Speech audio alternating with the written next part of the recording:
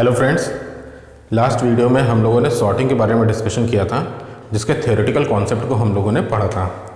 अब हम लोग देखते हैं कि अगर इसको प्रोग्रामिंग में इम्प्लीमेंट करना होगा तो इसके लिए हमें किस तरीके से लूप चलाने पड़ेंगे, किस तरीके से एरे को पहले हमें इम्प्लीमेंट करना पड़ेगा, उसके बाद उसको स्वैपिंग का कॉन्सेप्ट की हेल्प से सॉर्टिंग को पूरा सॉल्व करते हैं। तो सबसे पहले हम लोगों ने देखा था कि आपके पास एक वन डायमेंशनल एरे की रिक्वायरमेंट होगी। सबसे पहले आपको एक वन डायमेंशनल एरे चाहिए, क्योंकि ये वन डायमेंशनल है इसलिए इसका लिए आपको सिर्फ एक लूप चलाने की ज़रूरत होगी। तो मैंने क्या किया, सबसे पहले नंबर ऑफ एलिमेंट्स पता कर लिए कि टोटल नंबर ऑफ एलिमेंट्स है कितने। जैसे ये एरे जो है यहाँ पे ये 4 एलिमेंट्स का, यानी यहाँ पे n की वैल्यू कितनी दी हुई है, 4 गिवन है। तो जितने एलिमेंट्स का एरे आप डिज़ाइन करना चाहते हैं n की वही वैल्यू हमें देनी होगी। इसके बाद आपको पता है कि एरे का इंडेक्स नंबर हमेशा 0 से स्टार्ट होता है बाय डिफ़ॉल्ट, इसलिए i की इनिशियल वैल्यू यहाँ पे 0 से ली और n-1 तक गए हम, और हमने यहाँ पे एरे को डिज़ाइन कर दिया। अब ये एरे आपके पास बन के तैयार हो गया। अब आपको पता था कि आपको क्या करना है, इंक्रीजिंग ऑर्डर में अरेंज करने के लिए हमेशा छोटा नंबर पहले होना चाहिए और बड़ा नंबर हमेशा बाद में होना चाहिए। तो इसके लिए आपको फिर से लूप चलाना पड़ेगा, क्योंकि कंपैरिजन कराना है। आपने देखा था नंबर ऑफ पासेस में हम एक एक एलिमेंट का कंपैरिजन बार बार करते रहते हैं। तो यहाँ पे कितना हो जाएगा, i equals to 0, i less than equals to n-1 and i equals to i+1। क्यों? क्योंकि आपके पास टोटल n-1 एलिमेंट्स हैं। जब तक सारे के सारे एलिमेंट्स हमारे अरेंज नहीं हो जाएंगे तब तक इसी प्रोसीजर को हमें फॉलो करना है।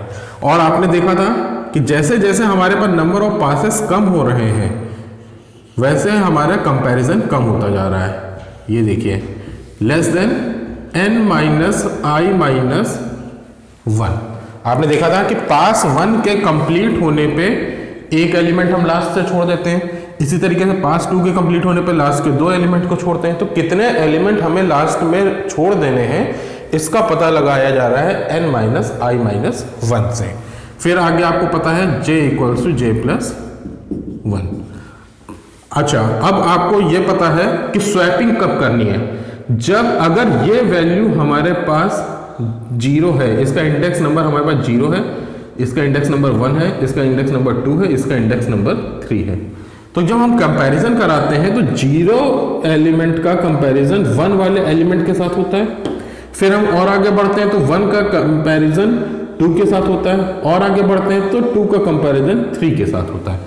इट मीन्स अगर हमने इसके इंडेक्स नंबर को j मान लिया है तो इसके ठीक बगल वाला ये वाला इंडेक्स नंबर कितना होगा, j+1 होगा। फिर जब इसके बाद कंपैरिजन जाएंगे तो ये j बन जाएगा और ये वाला क्या हो जाएगा, j+1। यानी किसी पर्टिकुलर टाइम पे आपको कंपैरिजन करने के लिए 2 एलिमेंट्स की जरूरत होगी, और ये 2 एलिमेंट आपको मिलेंगे इंडेक्स नंबर j और ठीक बगल वाला j+1 की हेल्प से। अब आपने क्या किया, कंपैरिजन कराया, if a of j is greater than a of j+1।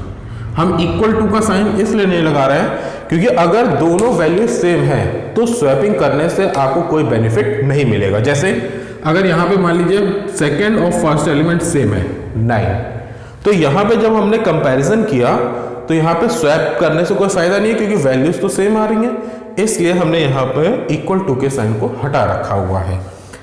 अब आपने क्या किया, अगर j की वैल्यू बड़ी है j+1 वाले यूनिट से तो यहाँ पे क्या करते हैं, आप स्वैप करते हैं। अब आपको पता है कि स्वैपिंग का फॉर्मूला क्या होता है, a equals to a+b, b equals to a-b और a इक्वल्स टू a-b। इस फॉर्मूले को अप्लाई करते हैं स्वैपिंग करते टाइम पे। अब ये पार्टिकुलर 2 नंबर्स के लिए था, 2 नंबर्स की स्वैपिंग थी। यहाँ पे क्या हो रहा है कि हमें 2 पर्टिकुलर इंडेक्स नंबर के अंदर की जो एलिमेंट वैल्यू है इस वैल्यू को स्वैप करना है। तो इसके लिए हम कुछ नहीं करेंगे, सिंपल सा एक कॉन्सेप्ट याद रखिए कि a की जगह पे पहला एलिमेंट जो हम मान रहे हैं वो क्या है, a ऑफ j वाला एलिमेंट है, तो a की जगह पे a ऑफ j लिख देंगे और दूसरा एलिमेंट हम किसको मान रहे हैं, इसके ठीक बगल वाले इस वाले एलिमेंट को मान रहे हैं, और इसका इंडेक्स नंबर क्या है, a ऑफ j प्लस 1। यानी ये जो स्वैपिंग का फॉर्मूला बन जाएगा वो क्या बन जाएगा, a of j equals to a of j plus a of j plus 1। Formula देखिए वही है, ये दो नंबर्स के रिस्पेक्ट में आ रहा था, और ये जो फॉर्मूला हमने डिजाइन किया है ये एरे के रिस्पेक्ट में आ रहा है। तो एरे में इंडेक्स नंबर होता है, तो एरे के इंडेक्स नंबर के अकॉर्डिंग हमने j और j प्लस 1 ले लिया है। अब b लिखना है, तो b की जगह पे फिर j plus 1 equals to a of j minus a of j plus 1, फिर से a of j equals to a of j minus a of j plus 1। एक लूप इसका इफ का, एक ये j वाला लूप हो गया, और ये वाला लूप हमारा i का लूप हो गया। अब इस पूरे प्रोसेस से एरे हमारा अरेंज हो गया। अब एरे अरेंज हो गया तो उसको देखने के लिए आपको पता है कि प्रिंट कराना पड़ेगा। प्रिंट कराने के लिए फिर से 0 से less than equals to n minus 1 and i equals to i plus 1। Print कराने के लिए printf परसेंटेज d, हम चाहते हैं कि स्पेस आ जाए तो \t मैंने डाला हुआ है, a of i get ch brackets close. अब हम एक छोटा सा एग्जांपल लेके इसको रन करा के चेक करते हैं कि ये रन कराने पे आप सबसे पहले एंटर द एलिमेंट्स ऑफ पूछ रहा है टोटल कितने एलिमेंट्स होंगे, n की वैल्यू। सपोज मैंने एक छोटा सा एरे लिया है जहां पे n की वैल्यू मैंने 3 ली हुई है। इसका मतलब है कि एक 3 एलिमेंट्स का एरे आपके पास बन के तैयार हो गया। अब एरे का index number a0 a1 a2 यही इंडेक्स नंबर होंगे। आपने क्या किया, 0 से लेके 3 माइनस 1 यानी कि 2, यानी पहले 0 फिर 1 फिर 2, इसको क्या किया, इसकी पोजीशन पे एलिमेंट्स को एंटर करा दिया। तो हमने सपोज कर लीजिए पहला एलिमेंट 7, दूसरा एलिमेंट हमने ले लिया 2 और तीसरा एलिमेंट हमने ले लिया 5। तो ये एलिमेंट्स अगर आप चेक करिए तो मैंने किसी भी इंक्रीजिंग या डिक्रीजिंग मोड में नहीं रखा है, ये किसी भी रैंडम ऑर्डर में है और इसको अब हमें अरेंज करना है। अब आपने क्या किया कि 0 से लेके n-1 का था, यानी ये 2 तक गया। कंडीशन ट्रू है, कंडीशन के ट्रू होने पे ब्रैकेट्स में आए, j की इनिशियल वैल्यू 0 से शुरुआत हो रही है, 0 is less than equals to n की वैल्यू 3 थी, i की वैल्यू अभी कितनी है, 0 है, -1, यानी कि ये क्या बन गया, 0 minus 0 is less then 2। Condition ये सही है, कंडीशन ट्रू है तो ये अपने ब्रैकेट्स में आया। अब इसने क्या कंपेयर किया कि a ऑफ j की वैल्यू कितनी है, 0 is greater than a of j की वैल्यू 0 है, 0 प्लस 1 1। अब आप देखिए a ऑफ 0 पे क्या लिखा हुआ है 7, ग्रेटर देन a ऑफ 1 पे क्या लिखा हुआ है 2, यानी ये कंडीशन कैसी है, ट्रू। और जब कंडीशन ट्रू होती है तो आपको पता है कि ब्रैकेट्स के अंदर जाते हैं, यहां पे आएंगे आप, यहां पे आप आए तो यहां पे अगर आप चेक करेंगे तो a ऑफ j लिखा हुआ है, यानी a of 0 equals to a of 0 plus a of 1। पहली लाइन को ये मतलब है। अब a of 0 equals to a of 0 पे क्या लिखा हुआ है 7, a ऑफ 1 पे क्या लिखा हुआ है 2, यानी a ऑफ 0 की नई वैल्यू निकल के आ गई 9, यानी a ऑफ 0 कहीं पे भी यूज होगा तो इसकी जगह पे आ गया 9। a of j plus 1, j plus 1 करेंगे तो 1 आएगा, a ऑफ j यानी कि 0 माइनस a ऑफ 1। अब a ऑफ 0 पे क्या लिखा हुआ है 9 माइनस a ऑफ 1 पे क्या लिखा हुआ है 2, तो ये यहाँ पे a ऑफ 1 की वैल्यू निकल के आ गई आपके पास 7। तो a ऑफ 1 की नई वैल्यू अपडेट होके कितनी हो गई यहाँ पे 7। फिर आप नीचे आए a of 0 equals to a of 0 minus a of 1, ये होगा।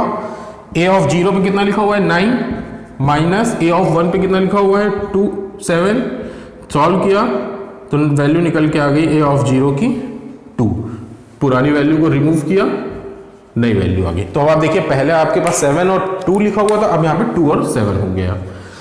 अब आप क्या करेंगे, ये ब्रैकेट्स जब क्लोज हो रहा है तो आप पहले जाएंगे j की वैल्यू में इंक्रीमेंट करेंगे। ये j लिखा हुआ है आपके पास, j की वैल्यू 0 थी तो 0 से बढ़ के अब j की वैल्यू कितनी हो गई 1। ठीक, अब आप यानी कि 1 is less then 2, condition satisfy हो रही है। अब आप नीचे जब आएंगे तो ये कंडीशन ये वाली क्या बनेगी आपके पास, ये बन जाएगी a ऑफ j की वैल्यू 1 है, यानी a of 1 is greater than a of 2। आप देख नहीं सकते हैं कि अब अगला कंपैरिजन आपको किसका किसका कराना है, 1 और 2 का कराना है। अब 1 पे क्या लिखा हुआ है 7 इज ग्रेटर देन 5, कंडीशन फिर से ट्रू हो गई। फिर से कंडीशन ट्रू होने पे इफ के ब्लॉक में आएंगे और इफ के ब्लॉक में फिर से हम इसी तरीके से स्वैपिंग को परफॉर्म करेंगे, जिसका रिजल्ट आएगा कि यहाँ पे 5 हो जाएगा और यहाँ पे 7 हो जाएगा। सेम ऐसे ही जैसे ये रन हुआ है वैसे ही इसको यहाँ पे रन कराएंगे हम फिर से ऊपर जाएंगे, j की वैल्यू को हमने यहाँ पे कर दिया 2, क्योंकि j में इंक्रीमेंट करेंगे। अब हमने यहाँ पे इक्वल टू का साइन नहीं लगाया हुआ, यानी 2 लेस देन 2, कंडीशन फॉल्स हो जाएगी। कंडीशन फॉल्स हो गई, इट मीन्स आपको इफ के ब्लॉक में जाने की जरूरत नहीं है। अब इफ के ब्लॉक में नहीं गया, अब आप कहाँ जाएंगे, डायरेक्ट यहाँ से होते हुए i की वैल्यू में इंक्रीमेंट करेंगे। i की वैल्यू अभी तक 0 चल रही थी, अब 0 में +1 करेंगे, कितनी हो गई 1 is less then 2, condition satisfy हो रही है। j की वैल्यू फिर से आप 0 से स्टार्ट करेंगे, क्योंकि j को इनिशियल वैल्यू यहाँ पे 0 दे रखी हुई है। 3 माइनस i की वैल्यू कितनी है 1, तो यहाँ पे आ गया -1 j वाला, तो ये कितना बन गया 0 लेस देन इक्वल्स टू 1। अब आप देखिए कि आपको केवल 0 और 1 का कंपैरिजन कराना है। क्यों, क्योंकि ये पास नंबर 1 कंप्लीट हो चुका है। पास नंबर 1 के कंप्लीट होने पे सबसे बड़ा एलिमेंट अपने एक्चुअल पोजीशन पे आ चुका है, उसको चेक नहीं करना है। तो अब आपको कहां पे कंपैरिजन कराना है, सिर्फ 0 और 1 का कंपैरिजन कराना है। फिर आप नीचे आएंगे, आपने अब यहाँ पे कंडीशन क्या बनेगी, a of 0 greater than a of 1।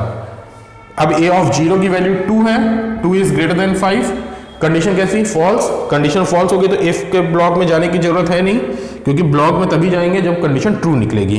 फिर आप ऊपर जाएंगे, j की वैल्यू में इंक्रीमेंट करेंगे, j की वैल्यू हो गई 1, इक्वल टू का साइन लगा नहीं है, इस वजह से कंडीशन फिर से फॉल्स हो जाएगी।